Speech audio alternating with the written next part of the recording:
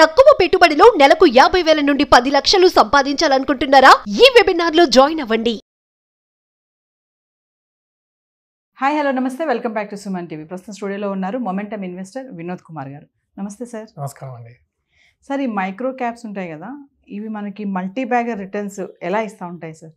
జనరల్గా స్టాక్ మార్కెట్లో ఏంటంటే లార్జ్ క్యాప్ స్టాక్స్ అంటాం, మిడ్ క్యాప్ స్టాక్స్ అంటాం, small cap, micro cap, nano cap. So nano cap అంటే 500 crores కన్నా తక్కువ ఉన్న మార్కెట్ క్యాప్. సో అక్కడి నుంచి ఎప్పుడైతే స్టాక్ పెరుగుతుంది, మార్కెట్ క్యాప్ పెరుగుతుందో అది మైక్రో క్యాప్ అవుతుంది. తర్వాత ఇంకా పెరిగితే small cap, mid cap, large cap. So this is how the progression is there.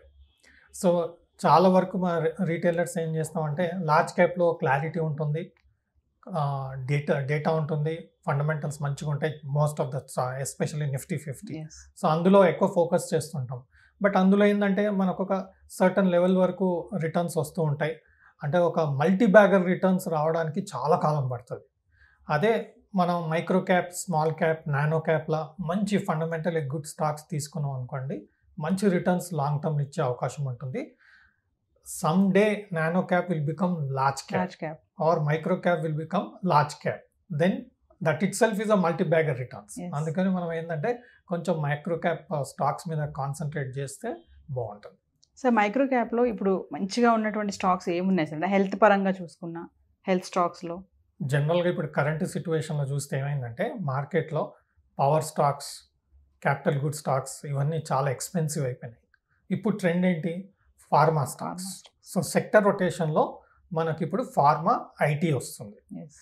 And at the same time మనకేమవుతుందంటే కొన్ని మంచి స్టాక్స్, మైక్రో క్యాప్ స్టాక్స్ మంచి ఫండమెంటలీ గుడ్ పర్ఫార్మెన్స్ ఉన్నాయి. ఎస్పెషల్లీ మనం హెల్త్ కేర్లో తీసుకుంటే హాస్పిటల్ స్టాక్స్ మనందరికి తెలుసు. Hospitals, whoever goes to hospital, the amount of billing, the amount of cost, we all know. అందుకే అందరం హెల్త్ ఇన్సూరెన్స్ తీసుకుంటున్నాం.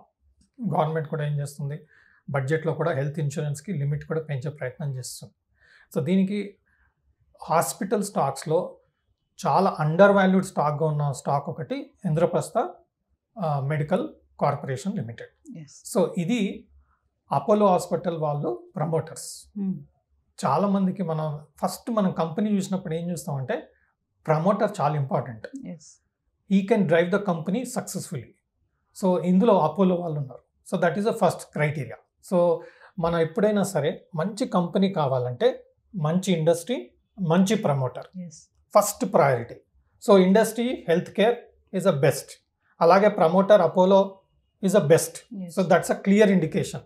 బట్ ఇక్కడ ప్రాబ్లం ఏంటంటే మనం అపోలో అనగానే అపోలో హాస్పిటల్ అనుకుంటాం, అది లార్జ్ క్యాప్ బట్ ఎక్స్పెన్సివ్.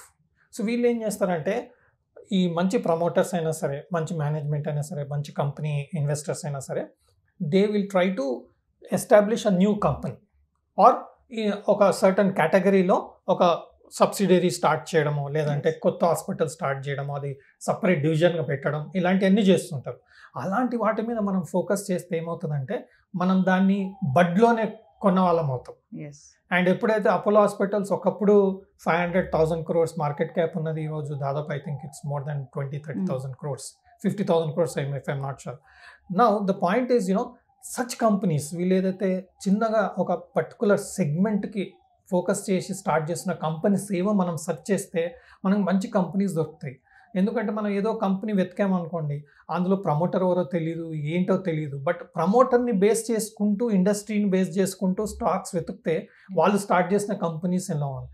ఇప్పుడు నందన్ నీలకని గారు, తను ఒక కంపెనీకి ఇన్వెస్ట్ చేశారు. ఇలాంటి మంచి ఇన్వెస్టర్స్, మంచి ప్రమోటర్స్, మంచి మేనేజ్మెంట్ వాళ్ళు ఏ కంపెనీస్ని ప్రమోట్ చేస్తున్నారు, ఏ కంపెనీస్ని స్టార్ట్ చేస్తున్నారు, స్టార్ట్ చేసిన కంపెనీస్ ఏమైనా డెవలప్ అవుతున్నాయా, అందులో చూసుకుంటే మనకు ఈజీగా ఫస్ట్ ఫారెన్సిక్స్, డేటా ఇవన్నీ పర్ఫెక్ట్ ఉంటాయి. అందులో మనం చూడాల్సిందల్లా కంపెనీ గ్రో అవుతుందా, కంపెనీలో డెవలప్మెంట్ వస్తుందా, కంపెనీలో ప్రాఫిట్ వస్తుందా, ఈ బేస్ మీద నేను స్టాక్ సెలెక్ట్ చేస్తుంటే ఇంద్రప్రస్థ మెడికో కార్పొరేషన్ అనేది దొరికింది. ఇది ఎన్సీఆర్లో 2 హాస్పిటల్స్ ఉన్నాయి వాళ్ళకు, అంటే 2 డివిజన్స్ ఉన్నాయి, 2 హాస్పిటల్స్ ఉన్నాయి. బట్ ఇది స్టార్ట్ చేసింది 1988లో government of Delhi, state government of Delhi సాయంతో చేశారు. అంటే 22% ఇతనికి, అపోలోకి 26% గవర్నమెంట్ ఆఫ్ ఢిల్లీకి. సో 51% స్టేక్ ఉంది. మిగతా ఇన్స్టిట్యూషన్స్, రీటైలర్స్ ఉన్నారు. బట్ 1988లో స్టార్ట్ చేసిన కంపెనీ ఇప్పుడు లాస్ట్ 10-15 ఇయర్స్ పర్ఫార్మెన్స్ చూస్తే చాలా స్ట్రాంగ్గా యాక్సిలరేట్ అవుతుంది పర్ఫార్మెన్స్ వైజ్ చూసుకుంటే. ఇది సూపర్ స్పెషాలిటీ హాస్పిటల్, అంటే దాదాపు 52 స్పెషాలిటీస్ ఉన్నాయి ఇందులో. సో ఈ కంపెనీ ఏంటంటే అండర్ వాల్యూడ్ ఉంది. జనరల్గా నేను కంపేర్ చేస్తే ఇది చాలా మందికి తెలియదు, ప్లస్ స్టాక్ ఇంకా ఇవాల్వ్ అవ్వలేదు. సో మనం ఎప్పుడైనా సరే ఇలాంటి ప్రమోటర్ స్టార్ట్ చేసిన కంపెనీ ఇంకా ఇవాల్వ్ అవ్వండి, అంటే అందరికి తెలియంది, ఇంకా ప్రాఫిటబిలిటీకి స్ట్రాంగ్గా రాంది, అలాంటి స్టాక్స్ వెతుక్కుంటే ఏమవుతుందంటే మనం స్టార్టింగ్లో కొన్న వాళ్ళం అవుతాం. అలా సెర్చ్లో ఈ కంపెనీ ఒకటి ఐడెంటిఫై చేయడం జరిగింది. సో ఈ కంపెనీ పర్ఫార్మెన్స్ ఏంటంటే last 5 years history, last 10 years history చూస్తే రీసెంట్ పాస్ట్ 4-5 ఇయర్స్ నుంచి ప్రాఫిట్స్ యాక్సిలరేట్ అవుతున్నాయి, రిజర్వ్స్ కూడా బాగా పెరుగుతున్నాయి. అంటే క్యాష్ రిజర్వ్స్, జనరల్గా హాస్పిటల్ ఏంటండి క్రెడిట్ అనేది ఏముండదు. మనం హాస్పిటల్ వెళ్ళాము అంటే you have to pay and come out. So there is no credit. Even in between also something billing is going beyond certain limit, you have to pay first. So ఆ విధంగా పేమెంట్కి అసలు ఇష్యూవే లేదు వాళ్ళకు. At the same time cash reserves valuation చాలా cheap ఉంది comparatively. ఆ కేటగిరీలో మనం చూసుకుంటే వాల్యుయేషన్ చీప్ ఉంది. ఒక సైడ్ గ్రోత్ స్ట్రాంగ్ ఉంది, ప్రాఫిటబిలిటీ స్ట్రాంగ్ ఉంది, రెవెన్యూ గ్రో అవుతుంది స్ట్రాంగ్ ఉంది, అన్నీ స్ట్రాంగ్ ఉన్నాయి. బట్ వాల్యుయేషన్ చీప్ ఉంది. ఇంకా స్టాక్ని ఐడెంటిఫై చేయలేదు మార్కెట్, లేదా ఒక స్ట్రెంత్కి వచ్చే పరిస్థితిలో ఉంది. అలాంటప్పుడు మనం పికప్ చేసుకున్నాం అనుకోండి, మనం 2 రకాల కంపెనీలు చూడాలండి. ఒకటి టర్న్ అరౌండ్ కంపెనీస్, అంటే లాసెస్ నుంచి వాపస్ ప్రాఫిట్లోకి రావడం. అది మనం సుజ్లాన్లో చూసాం, అలాంటి ఎన్నో కంపెనీస్ చూసాం. లాసెస్ నుంచి ప్రాఫిట్కి వచ్చి మల్టీ బ్యాగ్ రావడం చూసాం. అదే మన మంచి కంపెనీ, పర్ఫార్మెన్స్ స్ట్రాంగ్ అవుతున్న కంపెనీ, బట్ ఇంకా వాల్యుయేషన్ చీప్ ఉన్న company, which can accelerate strong. Assured business, assured promoter and assured industry, ఇవన్నీ పర్ఫెక్ట్గా ఉన్నప్పుడు అండర్ వాల్యూడ్ ఉన్న కంపెనీ కూడా ఫ్యూచర్లో ఒక్కసారి డిస్కవర్ అయిందంటే స్ట్రాంగ్ గ్రో అయ్యే అవకాశం ఉంటుంది. ఇది కూడా మల్టీ బ్యాగర్ రిటర్న్స్ ఇచ్చే అవకాశం ఉంటుంది. సార్, మరి ఇతర హాస్పిటాలిటీ స్టాక్స్తో కంపేర్ చేస్తే ఈ వర్క్ అనేది ఎలా ఉంటుంది? Super speciality hospital, no remark, everything is perfect and too much of business, excellent business అండి. దాదాపు 10-15% minimum growth in the revenue and profitability చూస్తే 20-30% growth in earnings per share అంటాం, రిటర్న్ ఆన్ ఈక్విటీ అంటాం, net profit అంటాం. ఇది ప్రతి ఒక్కరికి ఈజీగా అర్థమవుతుంది. సో ఈ ప్రాఫిటబిలిటీ మనం ఏం లేదండి, screener.inలో డేటా తీస్తే అంత ఇన్ఫర్మేషన్ ఉంటుంది. మనం ఎలా గ్రో అవుతుంది ఏంటి కన్సిస్టెంట్గా లాస్ట్ 10 ఇయర్స్. జనరల్గా ఏంటంటే 10 ఇయర్స్ ఓల్డ్ కంపెనీ కన్సిడర్ చేస్తేనే బెస్ట్.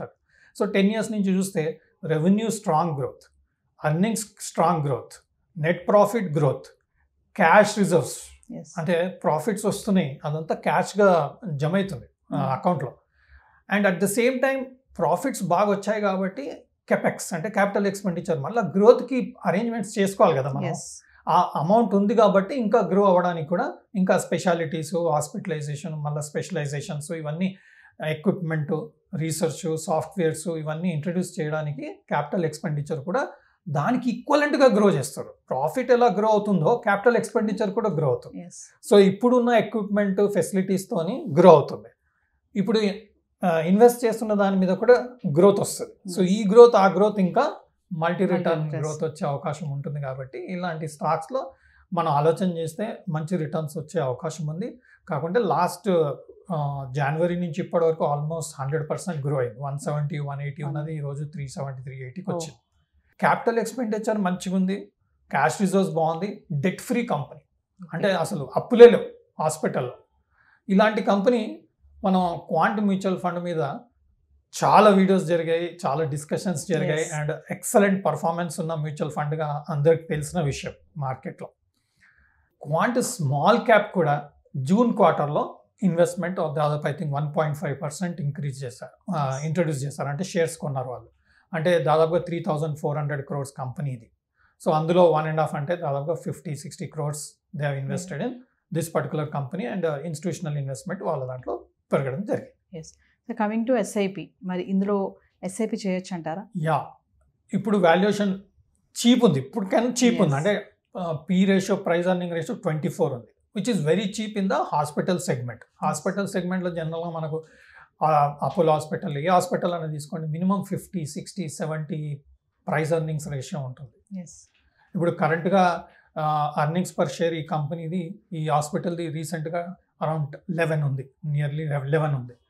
సో 11 ఇంటూ మనం 11 ఇంటూ మనకు 50, 60 వెళ్ళింది అనుకోండి, దాదాపు 500, 600 రూపీస్ పర్ షేర్ పలకాలి. ఇప్పుడు ప్రస్తుతం Yes. 370 ఉంది, అంటే very near, it's getting stronger. So మనం చేయాల్సింది ఏంటంటే ఎస్ఐపి రూపంలో ఎవ్రీ మంత్ స్టాక్ పడుతున్నప్పుడల్లా మనం ఇన్వెస్ట్ చేసుకుంటుంటే మనకు యావరేజ్ లోవర్ వెళ్తుంది. ఎస్. సో 170 to 250 రేంజ్లో మనకు యావరేజ్ వచ్చింది అనుకోండి, చాలా బాగుంటుంది. బట్ కరెంట్గా 370 ఉంది కాబట్టి ఎస్ఐపి చేసుకుంటూ పోతుంటే కింద పడ్డప్పుడు మనం ఎక్కువ యావరేజ్ చేసామనుకోండి, ఎక్కువ ఇన్వెస్ట్ చేసామనుకోండి, average it will come down, then it will be better return. మనకు smallcase.com ఉంది, అందులో మనం ఎస్ఐపి లెక్క రిజిస్టర్ చేసేసుకున్నాం అనుకోండి, రెగ్యులర్గా మన అకౌంట్కి డెబిట్ అయిపోతుంటుంది, షేర్స్ Yes. ఎంట్రీ దొరుకుతూ ఉంటుంది, మన డిమాట్ అకౌంట్లో షేర్స్ జమ అవుతుంటాయి. బట్ డెఫినెట్గా లాస్ట్ 6 monthsలోనే చాలా పెరిగింది కాబట్టి డిప్ వచ్చినప్పుడు కొంచెం ఆలోచిస్తే బాగుంటుంది.